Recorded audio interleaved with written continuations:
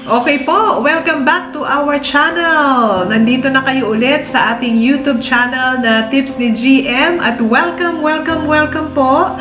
Marami na naman tayong matututunan today dito po sa ating pag-uusapan. Noong pong nakaraang 4 na araw, pinag-usapan natin ang tungkol sa kung paano ba natin haharapin ang mga pagkakamali at mga kabiguan natin sa ating buhay. Yung pangalawa, sinundan yan noong paano ba natin magagamit ang mga kabiguan at pagkakamali na ito para sa ating kapakinabangan. Yung pangatlong video natin, paano naman kung tayo naman ang panggagalingan ng kabiguan ng iba. At kahapon, ang video na ating in-upload ay yung mga attitude naman ng mga taong marunong mag-handle ng kanilang kabiguan or marunong humarap sa kanilang mga pagkakamali, sa mga kabiguan na nagkakaroon sila sa kanilang buhay. At ngayong araw, pag-uusapan naman natin paano ba haharapin ang ating takot sa rejection. Kasi alam naman natin, di ba po, na talagang ito ay bahagi na yata talaga ng buhay. Lahat tayo, habang tayo ay nagkakaedad, ay para bagang mas dumadami ang ating karanasan sa mga ganitong klase ng sitwasyon. Pero, hindi naman nangangahulugan na dahil merong rejection ay mawawala na rin ang ating kasiyahan sa ating pamumuhay. Alam niyo kung bakit? Kasi pwede pa rin tayong managumpay sa harap ng mga rejections na atin pong nararanasan. Okay? Lalong-lalo na syempre doon sa mga nagsisimula pa lamang sa buhay, alam nyo, importante ito na malaman natin paano ba natin ito haharapin. Kasi po pwedeng yung mga magulang mo, yung mga mas nakatatanda sa'yo, relax na lamang sila sa pagharap sa mga rejection sa kanilang buhay.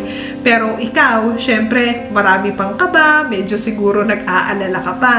So, maganda na ito ang ating mapag-usapan ngayon. Pero syempre, bago iyan, bumabati uli kami sa inyo ng isang magandang araw at nagpapasalamat na kayo ay muling sumilip dito po sa ating YouTube channel.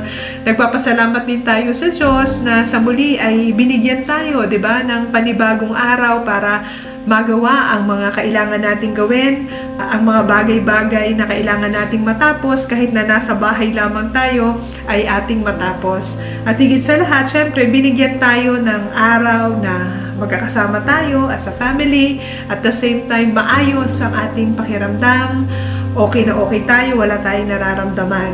Ang amin pong kahilingan, sana po ay patuloy nating ipagdasal ang ating mga kababayan, hindi lamang dito sa Pilipinas, kundi ang mga kababayan din natin na nandoon sa ibang bansa na sa ngayon ay nakakaranas ng karamdaman na dala ng COVID-19. Ipagdasal ho natin ang kanilang agarang pagaling.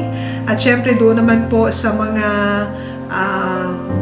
unfortunately ay nawalan ng mahal sa buhay, patuloy ho nating ipagdasal ang katahimikan ng kanilang kaluluwa. At the same time, ang kanilang pamilya na naiwan po dito sa atin ay ipanalangin ho natin that they may find their comfort in God's love. Okay? At yun namang tayo naman na nandito ngayon at wala naman tayong nararamdaman. Ang hinihiling lamang sa atin ng ating government ay sumunod tayo sa patakaran, sumunod tayo sa batas, na manatili muna tayo sa ating mga bahay. Sana po huwag nating ipagkait dahil yan po ang pwede nating maging bahagi sa gyerang ito against COVID-19. Okay? Okay, sige, tumuloy na ho tayo. Paano nga ba haharapin ang takot sa rejection?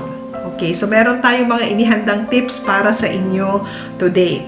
Number 1 ay dapat daw po ay sumubok talaga tayo na mag-take ng risk. Yan po ang madalas ay kinatatakutan natin. Syempre, ayaw natin, 'di ba? Ang mga risk na posibleng kaakibat ng gusto nating gawin. Ayaw natin na hindi tayo sigurado doon sa magiging outcome ng ating magiging desisyon. Pero sa totoo lang, ang mga taong nagtagumpay, hindi ho makakarating kung nasaan man sila ngayon if they did not took the risk. Okay? Normal ho yan.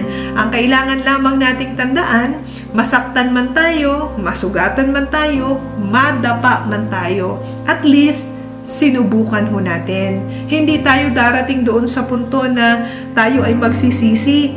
Sana pala, sinubukan ko. Diba? Pagsisisihan natin at the later part ng buhay natin na bakit nga ba ako natakot na sumubok? Dahil sa totoo lang, maraming mga bagay ang hindi ho natin natutuklasan, especially sa ating mga sarili, dahil lamang sa hindi natin binibigyan ng pagkakataon ang ating mga sarili na makaranas ng kabiguan. Okay? Na hindi rin naman natin alam kung talagang mabibigo nga tayo, 'di ba? So bakit natin kailangang matakot, 'di ba? Okay, pangalawang tip natin, paghandaan ang kabiguan. Prepare for the worst, ika nga. Siguro sasabihin ng iba, napaka-pessimistic naman kung ganyan ang aming gagawin, Miss Glad.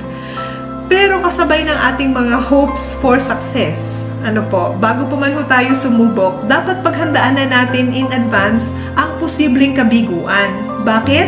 Kasi para itong malambot na foam na pwedeng sumalo sa atin kapag tayo po ay bumagsak. At least meron ho tayong shock absorber dahil meron ho tayong plan B, meron tayong plan C, diba? Or higit pa.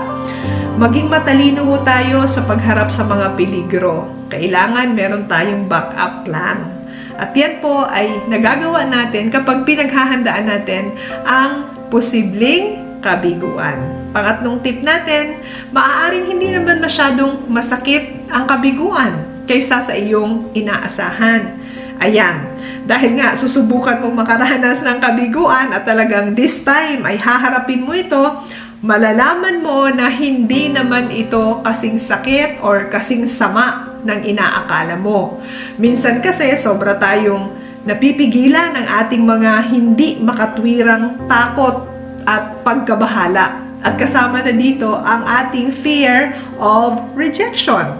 Huwag ho nating kalilimutan na kadalasan, mas nakakatakot ang multong ginagawa natin sa ating sariling isipan kaysa sa totoong pangyayari. Pang-apat na tip natin, maging mapanuri sa ating nararamdaman or sa iyong nararamdaman. Kapag nasa sitwasyon ka ng kabiguan, dapat maging objective at matamang suriin ang iyong pakiramdam.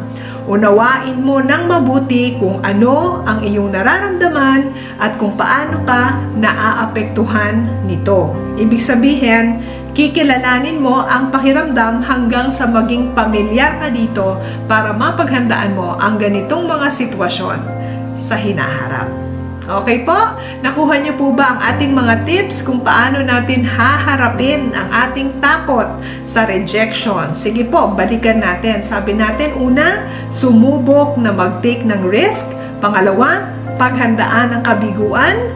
Pangatlo, maaaring hindi naman masyadong masakit ang kabiguan kaysa sa iyong inaasahan. At pang-apat, maging mapanuri sa iyong nararamdaman. Sana po ay makatulong sa inyo ang mga tips na iyan na ating ibinahagi for today. Bukas po, aalamin ho natin ang 3 sagot ng Diyos sa ating mga hinihiling. Meron ka bang ipinagdarasal? Kung meron at hanggang sa mga panahon na ito, feeling mo, bakit parang napakatagal na yata na parang wala namang pagtugon ang Diyos sa aking panalangin. Pag-uusapan natin bukas, ano kaya ang kanyang sagot? Kaya dapat antabayanan po ninyo ang i-upload namin na video dito sa ating YouTube channel. Maraming salamat po for joining us today. God bless you! Bye!